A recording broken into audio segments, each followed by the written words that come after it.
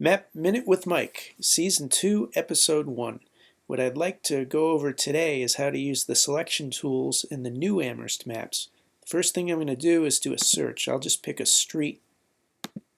I'll search on that street, and I'm just going to show all results on the map. So when I do that, that switches us over to the selection panel. You'll see that the selection panel is available along with several other panels here. Let's go back into it. So we're in the selection panel. We're zoomed to these properties and we have them listed here. Now right off the bat, there are various things I can do with that list. I can export that list to a spreadsheet or to mailing labels. I can highlight features on it. When I highlight, it turns yellow on the map, and we see our details panel on the right here. For properties, we have property info, permits, sales, utilities, and so forth. And I can switch between them, and we see the selection on the map change. If I double click, it's going to zoom me right to it. So there we go. We got in a little closer to this one right here. Now let's say I would like to interact directly with the map and make a custom selection set. First thing I need to do is change the tool from the pan tool, which is our default, to the selected features tool. Once I've done that, if I click on a property, that becomes the only selected one. I can hold down the shift key and click on other properties to add them to the selection set.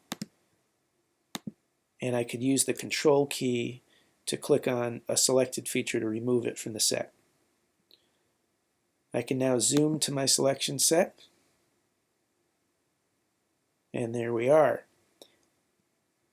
We can also do more advanced selections. We can do distance-based selection by doing the find all, and we're going to find all parcels touching the selected parcel. So if we do that, any parcels touching it get selected. We could also do it at a specific distance. So now we get this gray area, which is 200 feet, and anything touching that 200-foot buffer gets selected. Fairly powerful. Beyond that, we can filter our selection. So I'm going to pick any that have an address from among our list of filters. So we can see that narrows things down. The ones that don't fit the criteria turn gray. The other thing I can do is I can mix and match layers. So let's say I want to find properties along a street. So I can say, let's find all parcels within 50 feet of the selected streets that have an address. So now I'm going to pick Baker Street, and let's pick this section of Snell Street here. So once we've done that, we have picked the properties along the way, and we have that filter still applied, so we're only looking at ones with addresses. Fairly powerful. And that's it for today. Thank you for joining me.